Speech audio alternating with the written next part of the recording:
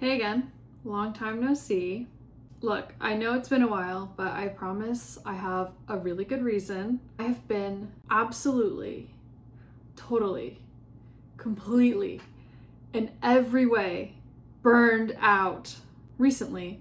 And by recently, I mean for many months now. I have been feeling so discouraged and exhausted and uninspired. And I really didn't want to just come on here and share something for the sake of sharing when truthfully, my heart wasn't in it. If this is your first time here, hey! I'm Jasmine and I am a knit and crochet designer. For the past 4 years, I've been sharing my creations online and have been trying to grow my own little business with minor to moderate success. Turning your artistic passion into a business seems like a great idea. And if you're thinking about doing it, I don't want to discourage you, but it's also risky in a lot of ways. Creatively, financially, emotionally. When I first started sharing online, I was having a lot of fun.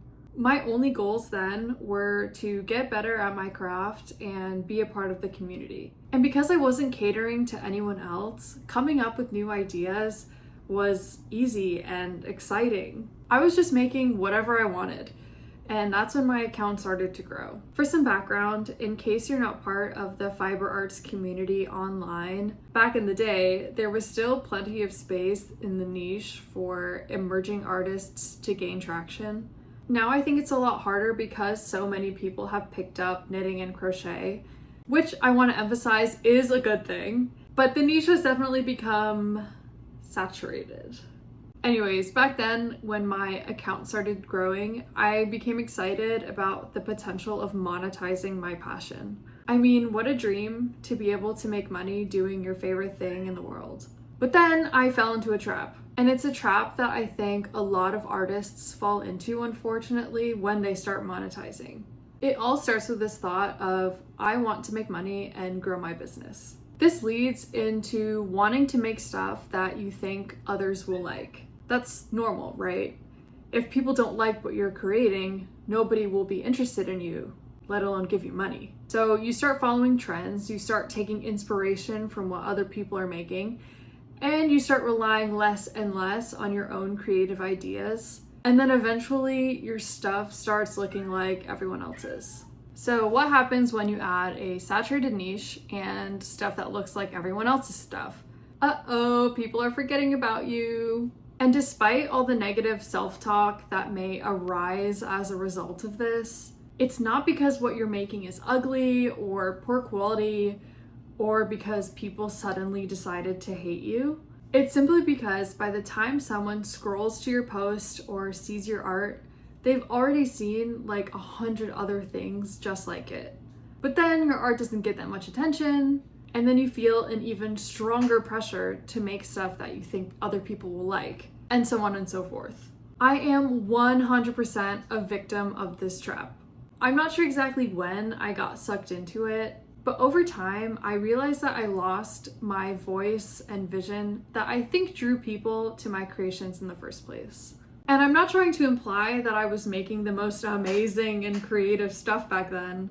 In fact, I'm actually way better now at knitting and crocheting and designing in general. I just think that actually enjoying what you're doing bleeds into your final product. And people tend to respond more positively to genuine joy than something forced or overly commercialized. Basically, people have a sense of when someone is trying to sell them something, which is partially why I was more successful when I was just having fun and being myself compared to when I've tried to make stuff just because I thought people would buy it. If you don't believe me, here's some evidence. These are my post analytics from when I was just starting out with like 1,000 followers. And here are my recent post analytics. And yeah, the algorithm was different back then and blah, blah, blah, but I can't control that, and I'm really just trying to focus on things that I can actually change. But recently for me, it's just been flop after flop after flop after. Like, why would I feel motivated to create when no one likes or cares about what I'm doing?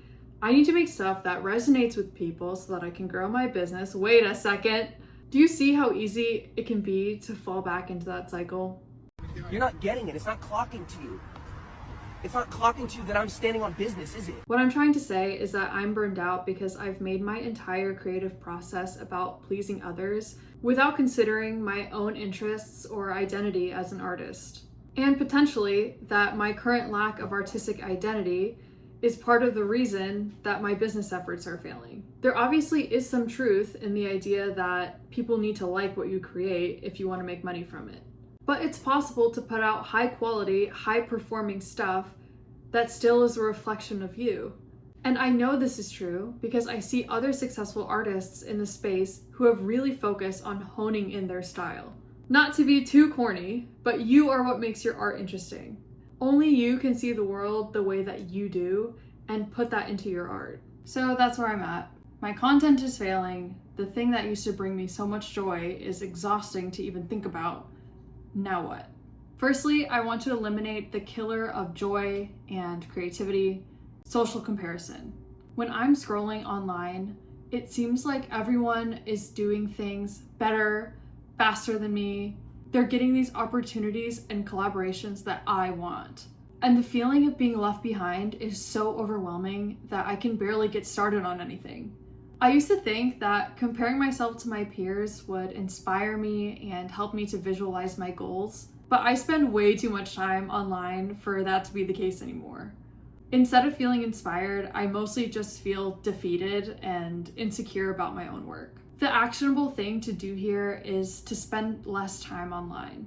I'm gonna give myself 30 minutes a day, yes, 30, to go on Instagram, just so I can post and check in on my friends. No more endless scrolling on other people's pages, no more hyperfixating on other people's success.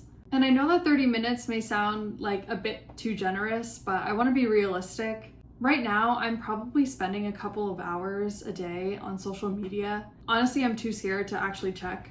So 30 minutes to do what I need to do in order to keep my business running seems fine. Secondly, and this is kind of related to the first thing, I want to distance myself from trends. Especially in the fashion space, trends move so quickly. One day it's bows on everything, the next day it's butter yellow. It just never ends. And there's just no way I can realistically keep up with the machine production of garments.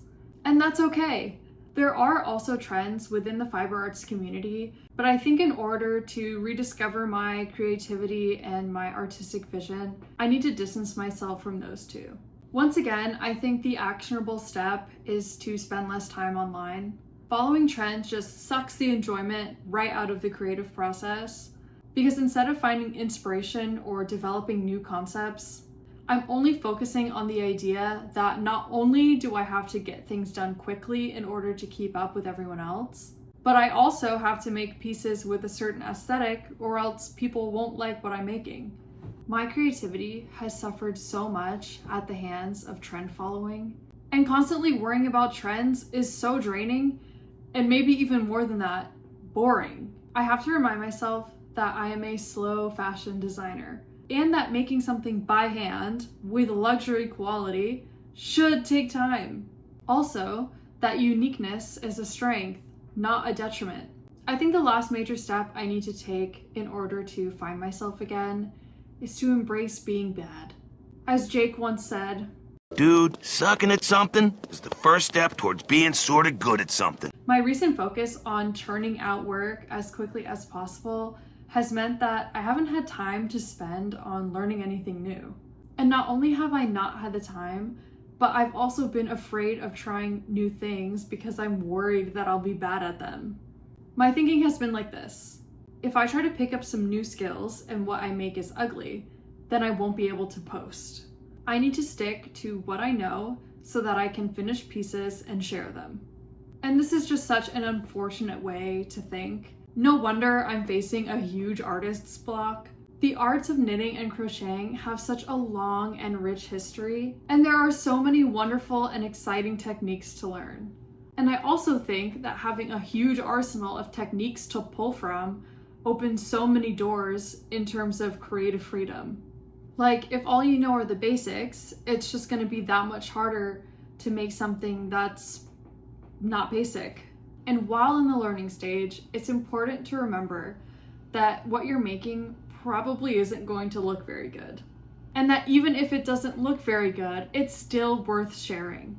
Online, there is so much polished and professional looking work that it feels like in order to compete, you have to be perfect.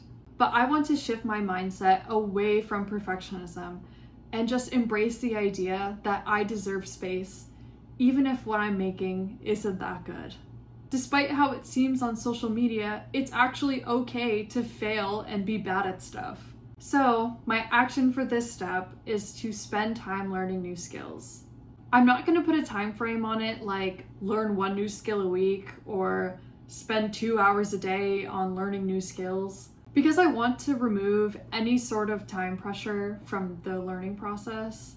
And I'm also going to challenge myself to share about it, even if it's not very good. I really think that spending less energy on comparing myself to others, focusing on trends, and trying to be perfect will free up some mental real estate for rediscovering my creative voice and, most importantly, being happy. I want to love what I do again. I want to feel excited about creating. And I hope that if any of this resonates with you, you try out these steps too.